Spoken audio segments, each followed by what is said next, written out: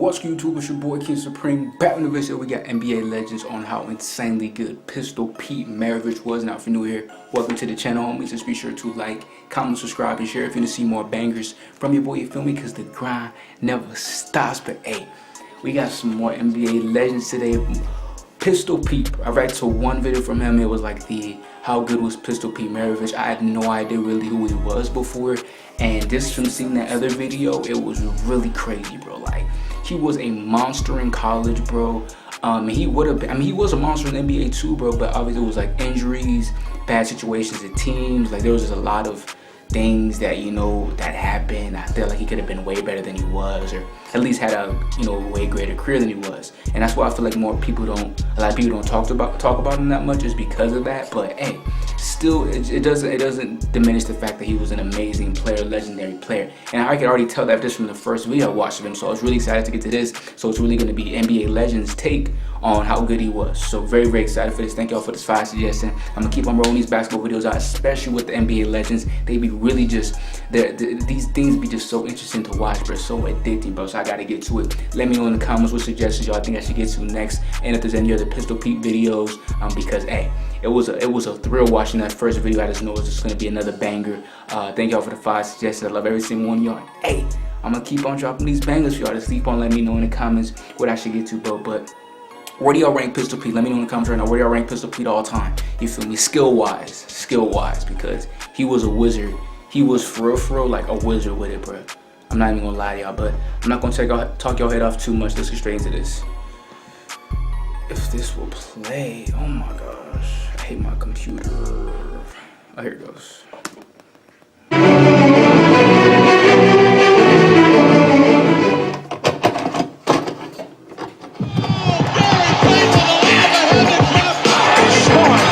Hey guys, this is Dominique Wilkins. Hey, this is Sean Kemp. This is Gary Payton. Hey, this is Pau Gasol. NBA fan, what's up? This is Vince Carter here. Hey, what's up? This is Matt Barnes. If you're an old school NBA fan like I am, make sure you check out the Basketball Time Machine with my man Sean David. Hey guys, what's good? Welcome back to the Basketball Time Machine. I'm your host, Sean David. Thanks for tuning in. Let's talk some old school NBA basketball. Yeah. In today's episode, I want to take a look at NBA legends giving their opinion about one of the most influential players in NBA history. I'm, of course, talking about the great Pete Maravich, aka Pistol Pete. But before we dive into today's episode, I want to ask you guys for a small favor. Please subscribe to the channel and like the video if you enjoy the content. All right, enough said. Bro, I always love his videos, bro. Such a wholesome, cool dude, genuine dude, and just here to watch and enjoy some basketball, you feel me? And talk about, you know, just the great history of it, you feel me? It's so cool to watch. Now let's dive into today's episode. This is gonna be a good one, I could already know. I could already tell.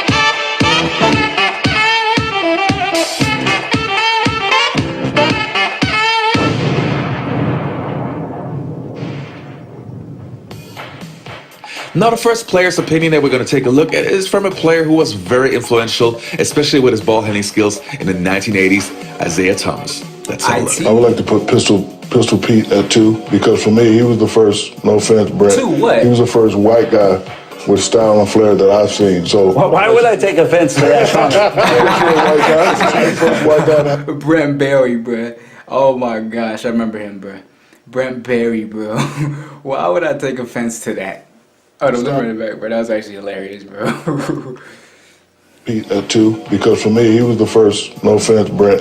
He was the first white guy with style and flair that I've seen. So why would I take offense to that? Because you're a white guy. You're the first white guy to have the flash and style and between the legs and behind the back. I mean, because my favorite move was the move he did to Jerry West. Pete Maravich, he would take the basketball, right? And he would fake the pass. He would bounce it here, bounce it behind him, fake the pass, and you as a defender would jump, and he'd turn back around, catch the ball, and shoot. What the? that was a hell of a move. I was like, okay, I got to try this. So I tried it in the game, and Steve Coulter stole it. Oh my God. But the master of improvisation was the man known as the Pistol, Pete Maravich, who who was turning the court into his own personal stage. Pistol was like a guy, the game was boring to him, so he had to create things to keep him interested. That's crazy, bro. He was just so good. The game was boring, bro. He was just doing shit just to do it, bro, because he was just better than everybody, bro. That's crazy, bro. Like, I remember, I forget what exactly his college numbers were that it's in the last video, but his college numbers were insane, if I remember correctly, bro. Like, he was a different breed, though. Pete Maravich, who was turning the court into his own personal stage. Pistol was like a guy, the game was boring to him, so he had to create things to keep him interested.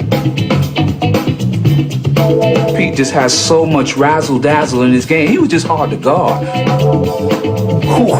way he handled the basketball so flippantly and so sort of carelessly really offended a lot of basketball purists.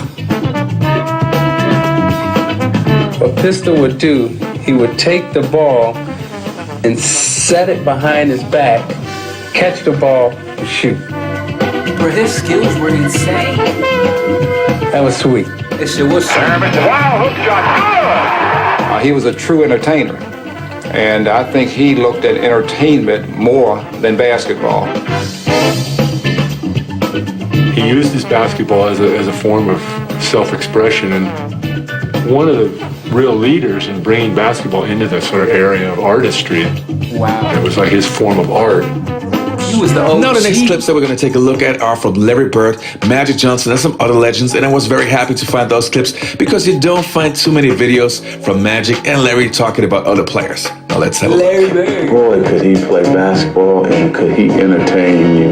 You know, the no-look passes, the dribble the ball and then pat it with one hand. That's where I saw that from Pistol Pete. That's where I got it from.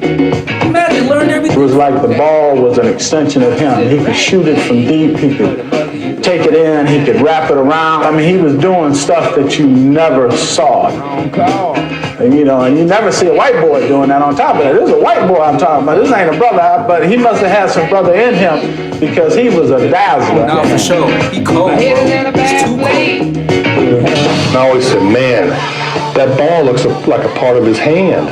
And I said, he must spend a lot of time dribbling and able to shoot the way he can shoot. I don't think that the people, the fans now know how really great Pistol Pete was. He was probably my most difficult opponent as far as one-on-one. I saw Earl, the Pearl. I played against Clyde, and I thought those guys gave me problems. Pistol was unique with his ball handling and dribbling and stuff like that. He could just trick guys, and he gave me probably the most difficult time guarding. He wasn't as physical as a Clyde or Earl, but just He was just tricking niggas, bro. He was just tricking them, bro. He too smooth with it, bro.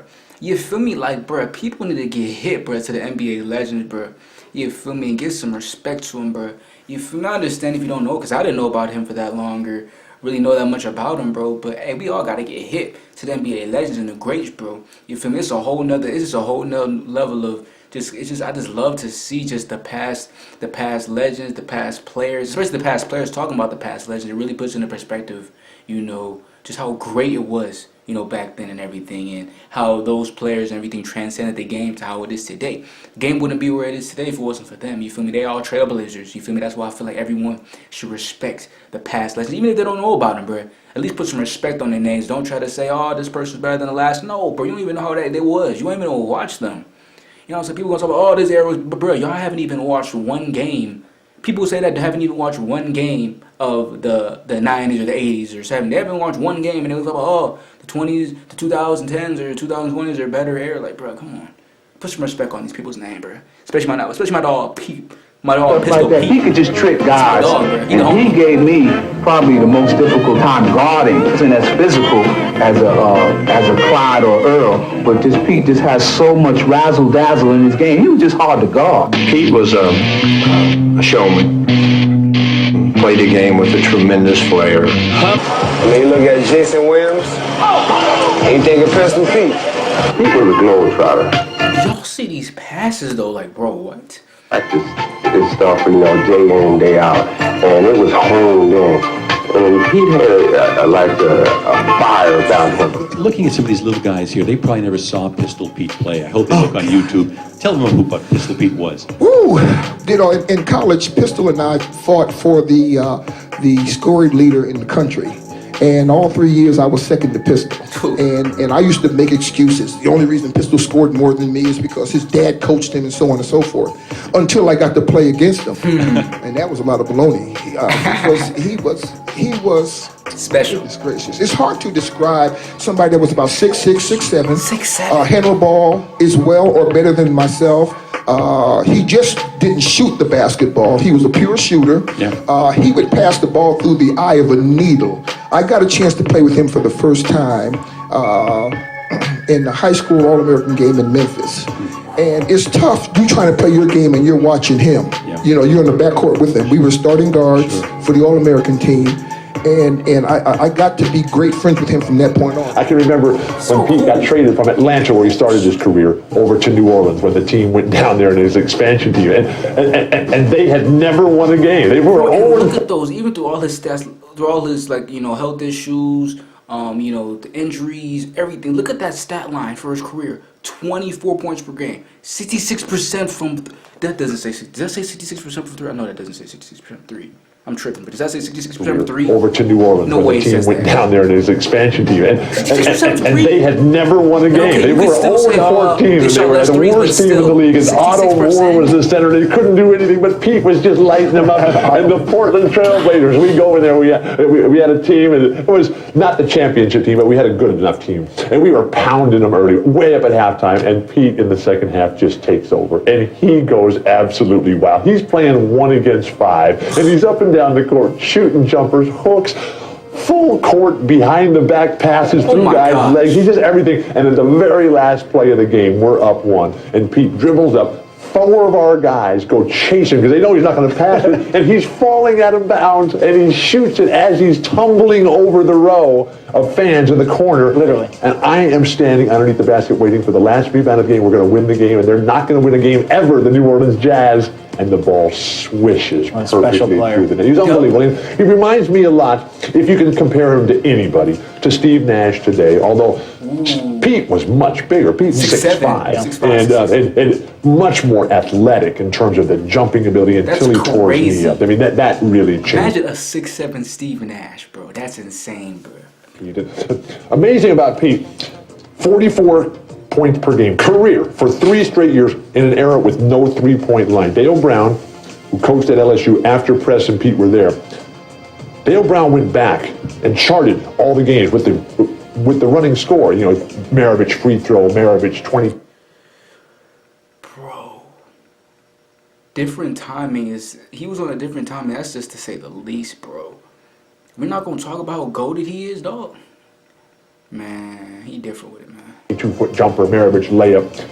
And he calculated that with the current college three-point rule at 19.9, Pete Maravich would have averaged 13 three-point makes per game, which would have given him a career average of 57 points per game under today's rules. That guy is unbelievable. We love him. We missed him terribly. What a great friend. What a great... The time has come for Honor Roll to unveil the greatest player of all time. Pistol Pete Maravich of LSU. Sporting floppy socks and a flashy style, Maravich averaged over 44 points per game. But more impressively, he created a hoops frenzy at a school long known only for football. This